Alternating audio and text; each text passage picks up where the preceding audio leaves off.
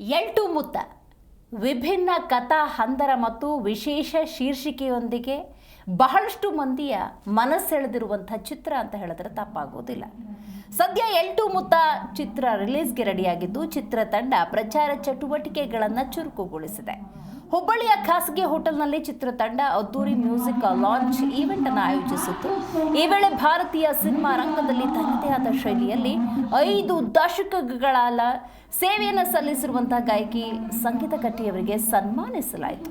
ಕಾರ್ಯಕ್ರಮದಲ್ಲಿ ಚಿತ್ರತಂಡ ಮತ್ತು ಕಲಾವಿದರು, ಸಂಗೀತ ಅಭಿಮಾನಿಗಳು ಹಾಗೂ ವಿವಿಧ ಕ್ಷೇತ್ರದ ಗಣ್ಯರು ಭಾಗವಹಿಸಿದ್ದು ವಿಶೇಷವಾಗಿತ್ತು. ಎಂಟು ಮುತ್ತ ವಿಭಿನ್ನ ಶೀರ್ಷಿಕೆ ಮತ್ತು ವಿಶಿಷ್ಟವಾಗಿರುವಂಥ ಕಥಾ ಹಂದರದ ಮೂಲಕವೇ ಸಿನಿ ರಸಿಕರ ಕುತೂಹಲವನ್ನು ಹೆಚ್ಚು ಮಾಡಿದೆ.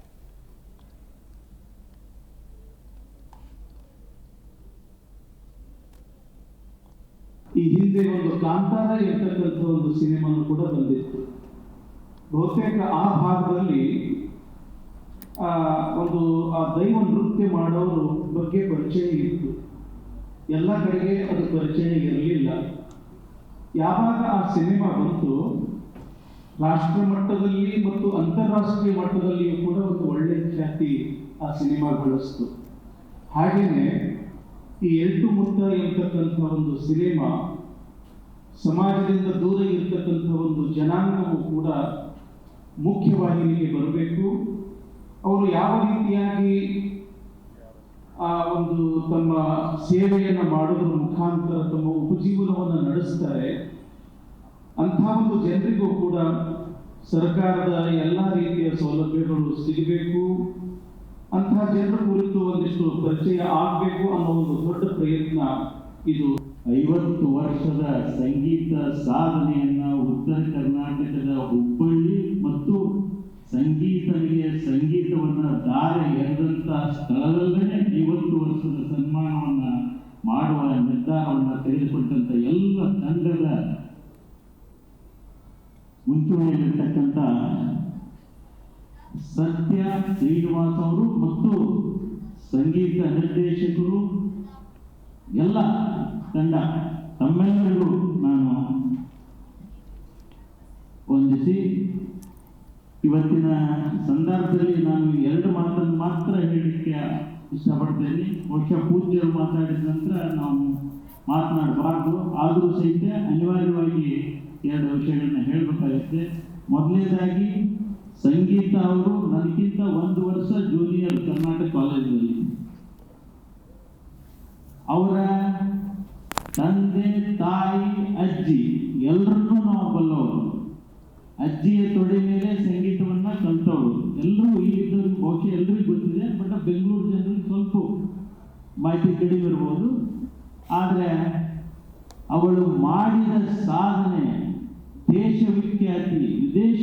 ಎಂಟು ಮುತ್ತ ಗ್ಲೋಬಲ್ ಆಗಿ ಉದ್ದಗಲಕ್ಕೂ ಪ್ರಚಾರ ಆಗಲಿ ಅಂತ ಶುಭ ಹಾರೈಸ, ಸಂಗೀತ ನಿರ್ದೇಶನ ಅಷ್ಟೇ ಅಲ್ಲ ಇಡೀ ಟೀಮ್ಗೆ ನಾನು ಅಭಿನಂದಿಸ್ತಾ ಮತ್ತೇನು ಹೇಳಬೇಕು ಅಂತ ಗೊತ್ತಾಗಿಲ್ಲ.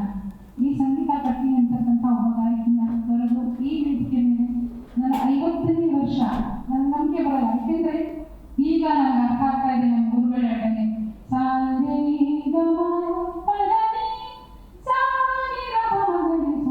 ಇದ್ರ ಅರ್ಥ ಏನು ಅಂತ ಈಗ ಒಂಚೂರು ಕಂಡುಬಿಡ್ತಾ ಇದ್ದೀನಿ ಅನ್ಸುತ್ತೆ. ಸಾಧನೆಗೆ ನೀವು ಒಂದು ದಾರಿಯನ್ನ ಹಾಕಿ ಕೊಡ್ತಾ ಇದ್ದೀರಾ. Thank you so much.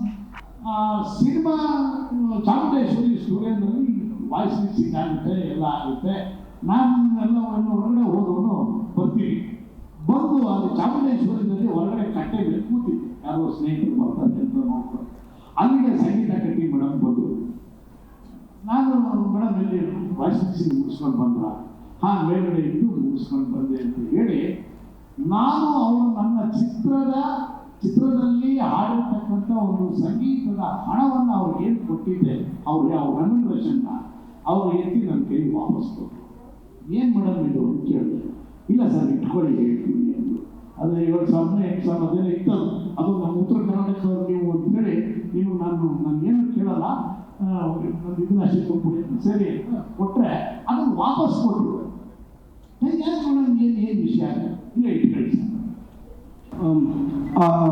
ಒಂದು ನೆಗೆಟಿವ್ ಶೇಡ್ ಆ್ಯಕ್ಟ್ ಮಾಡಿದ್ದೀನಿ. ಸ್ವಲ್ಪ ಬೇರೆ ಥರ ಇದೆ ಈ ಪಾತ್ರ. ತುಂಬ ಏನಿಲ್ಲ ಹೊಸ ಟೀಮ್ ಅನ್ಸೋದಿಲ್ಲ ಸರ್. ಇವ್ರು ಯಾರು ಹೊಸ ಟೀಮೇ ಅಲ್ಲ. ಇವ್ರಿಗಿರೋ ಸಿನಿಮಾ ಮೇಲೆ ಇರೋ ಪ್ರೀತಿ ಎಲ್ಲರೂ ಕಲಿತಿದೆ. ಈ ಕಲಿತೆ ಬಂದು ಮಾಡಬೇಕು ಅಂತಿಲ್ಲ, ಮಾಡ್ತಾನೆ ಕಲಿಬೋದು. ಹಂಗೆ ಇವ್ರಿಗಿರೋ ಪ್ರೀತಿನೇ ಬೇರೆ ಸಿನಿಮಾ ಮೇಲೆ. ಇವ್ರು ಯಾವತ್ತೂ ನನಗೆ ಇವ್ರು ಯಾರು ಹೊಸರು ಅನಿಸೇ ಇಲ್ಲ ಈ ಟೀಮ್ ಜೊತೆ ವರ್ಕ್ ಮಾಡುವಾಗ.